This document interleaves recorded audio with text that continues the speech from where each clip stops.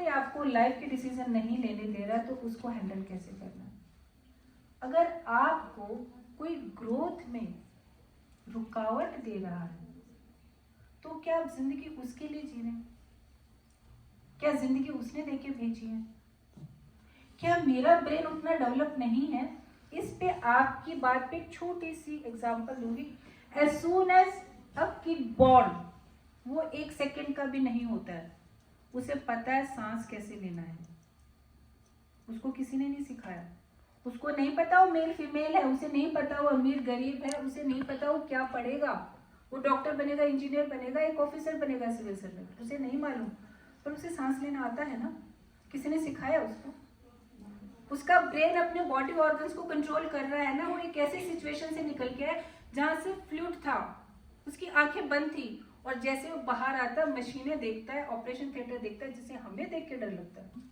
कब से डर लगने लगा? मैं उस समय तो नहीं डरता था। मैंने मेरे से 10 गुना 20 गुना बड़े लोगों को मेरे सामने खड़ा देखा, जिनके हाथों में औजार थे, और उस औजार से वो मेरी माँ से मेरे को अलग कर रहे थे। मैं डरा? मैं तब तो इतना स्ट्रॉन्ग था, और आज मुझे औरों के लिए उनके हिसाब से परफेक्ट बनना है। अगर वो मेरे समझाने से नहीं समझते हैं, मेरा काम हो गया। समझना नहीं समझना उनका काम है, ये मेरी लाइफ है। इसे जीने के लिए भगवान ने मुझे भेजा, और भगवान ने इसलिए भेजा है कि मैं इस लाइफ को भरपूर जीऊं, अपनी शर्तों पे जीऊं। और शर्त कौन सी है? जो रामायण का सारे, किसी के साथ इस तरह ना करो जो आप खुद के साथ होते हुए नहीं देखना चाहते। That's all, this is humanity.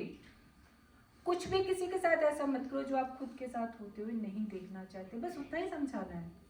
मैं यहाँ आप लोगों के पास हूं ही इसलिए कि जो आने वाले समय में आपकी बेटी है, मेरे एक बेटा है लेकिन उसकी बेटी है, होगी, मैं उसे एक समाज देके जाऊं। मैं राजा राममोहन राय नहीं बन सकती, मैं एनी बेसेंट नहीं बन सकती, मैं लक्ष्मीबाई नहीं बन सकती, लेकिन मैं एक वो महिला बन सकती हूँ जिसने अपनी आने वाली महिलाओं के लिए एक बेहतर समाज की कल्पना करी, और प्रारंभ यहीं से होगा।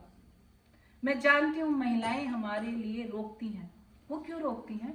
क्योंकि उन्होंने इमोशनल स्टेगिमा देखा हुआ है। उन्होंने ये देखा हुआ है कि जब उन्होंने जाके विद्रोह किया तो उनको किस तरह से सोसाइटी ने हैंडल किया, किसी भी लेवल पे बहुत क्रूर किया होगा। डॉवरी बर्निंग जब था 1980 में पीक पे था, लड़कियों को जला दिया जाता था। आज तो क्या वो मैजिक हुआ? हम अपने राइट्स के लिए खड़े हुए ना, कि नहीं जलाने देंगे, जलाओगे हम प्रोटेस्ट करेंगे, बैठेंगे।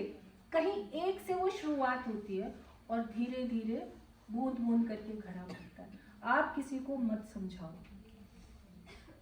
आप सिर्फ खुद को समझाओ कि जो मैं ये कर रही हूँ इससे क्या कैस्केडिंग इफेक्ट होंगे।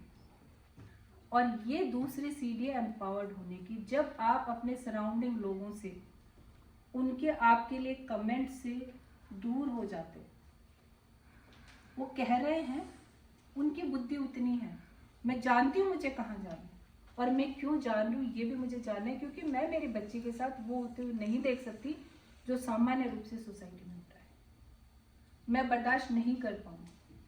मैं उसे वो जिंदगी देना चाहती हूँ जिसकी मैंने कभी कल्पना करी थी, और उसके लिए पहले मुझे खुद को तैयार होना।